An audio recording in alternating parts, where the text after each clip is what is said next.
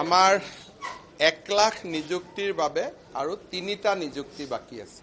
গতিকে মই ভাবো যে আগষ্ট মাহত বা সেপ্টেম্বৰ মাহৰ ভিতৰতে আমি 1 লাখৰ সংখ্যা পাৰ কৰিব পাৰিম আৰু লাহেকৈ আমি 1.5 লাখ অভিমুখে আমি আমাৰ যাত্ৰা আৰম্ভ কৰিব পাৰিম। আমাৰ অসম চৰকাৰৰ কৰ্মচাৰীসকলক আমিতো স্বচ্ছ নিযুক্তি দিলোঁ। স্বচ্ছ নিযুক্তিৰ পিছত এতিয়া আমাৰ নতুন লক্ষ্য হ'ল স্বচ্ছ বদলি। স্বচ্ছ বদলিটো কেনেকৈ হ'ব? 2 অক্টোবৰৰ পৰা এটা আমি পৰ্টেল খুলিম, যি তৃতীয় বৰ্গৰ চতুৰ্থ বৰ্গৰ কৰ্মচাৰীয়ে মিউচুৱেল ইজনে সিজনৰ জাগাত যাব, সিজনে সিজনৰ জাগাত যাব।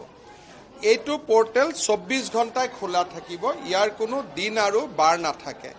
প্ৰত্যেক 2 মাহৰ মূৰে মূৰে যিমান মিউচুৱেল এপ্লিকেশ্যনৰ আবেদন জমা হ'ব আমি সেইখিনি কৰি গৈ থাকিম।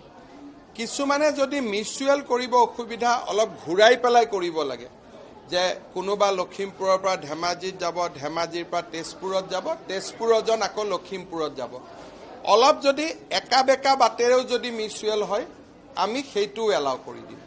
ইয়াৰ ফলত ট্ৰেন্সফাৰ পোষ্টিঙৰ আৰু কোনো ফাইল ডিপাৰ্টমেণ্টত নাথাকিব।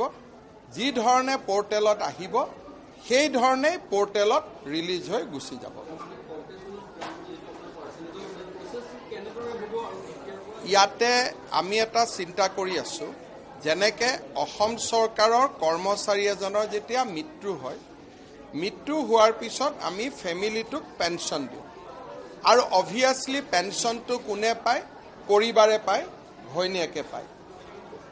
যদি ছোৱালীজনী ডেকা হয় স্বাভাৱিকভাৱে তাইৰ দ্বিতীয় বিবাহ হ'ব আৰু হোৱা উচিত, তাক আমি সমৰ্থনো কৰোঁ। কিন্তু দ্বিতীয় বিবাহ হৈ যোৱাৰ লগে লগে শহুৰ শাহুৰেকৰ ঘৰৰ পৰা ছোৱালীজনীয়ে নতুন শহুৰ শাহুৰেকৰ ঘৰলৈকে গুচি যায়। দেউতাক মাকৰ খুব কষ্ট হয়। সেইকাৰণে আমি যিমানে এতিয়ালৈকে কম্পেশ্যনেট এপইণ্টমেণ্ট পাই আছে আৰু যিসকলে ভৱিষ্যতে পাব, তাত আমি এটা নিয়ম কৰিব খুজিছোঁ যে 80% পৰিবাৰগৰাকীয়ে পাব, ৱাইফে পাব, আৰু 20% বৃদ্ধ দেউতাক মাকে পাব। তাত 2টা কণ্ডিশ্যন থাকিব। দেউতাক মাকে বেলেগ পেঞ্চন পাব নালাগিব আৰু দেউতাক মাকৰ বেলেগ চৰকাৰী চাকৰি থকা সন্তান থাকিব নালাগিব।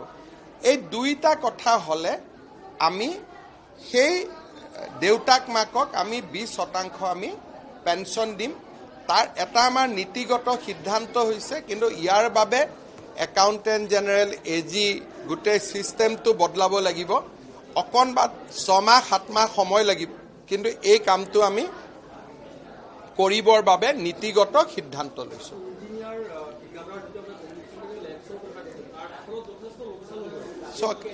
আজিকালি আমাৰ ইঞ্জিনিয়াৰবিলাকে ৰাস্তা চাব নাযায়, ঠিকাদাৰসকলেও ৰাস্তাবিলাক মিস্ত্ৰীসকলৰ ওপৰত দি দিয়ে। মেক্সিমাম মিস্ত্ৰী চৰৰ পৰা আহা, তেওঁলোকৰ কোনো ট্ৰেইনিঙো নাথাকে। পোনে পোনে আহি ইজনক সিজনক দেখাক দেখি কৰি মিস্ত্ৰী হয়। ঠিকাদাৰজনে নাচায়, ইঞ্জিনিয়াৰজনে ছাইডত নাহে। তাৰ ফলত আপোনালোকে দেখিব যে আমাৰ ৰাস্তাবিলাকৰ গাঁতটো মাজত হয়, কিন্তু যদি এটা ৰাস্তা বনায় ৰাস্তাটো হেলনীয়া কৰি বনায়। গতিকে গাঁতটো ছাইডত হ'ব লাগিব, মাজত হ'বই নোৱাৰে যদি কোনোবাই ৰাস্তাটো নিয়মত বনায়। সেইকাৰণে আমাৰ ইয়াত খেলি মেলি আছে। মিটিঙে পত্ৰই কৈ ৰাইজক সচেতন কৰি থাকিব লাগিব যাতে লাহে লাহে ভাল হয়। এতিয়া আমি ITI বিলাকতো মিস্ত্ৰীসকলৰ ট্ৰেইনিং আৰম্ভ কৰিছোঁ। 2টা দিন পিছত আমি নিয়ম বনাব লাগিব যে PWD ৰোডছত মিস্ত্ৰী অকল প্ৰশিক্ষণপ্ৰাপ্ত মিস্ত্ৰীহে কৰিব লাগিব। তেনেকুৱা লাহে লাহে 4-5 বছৰ লাগিব, লাহে লাহে আমি কথাবিলাক বদলাই গৈ থাকিম।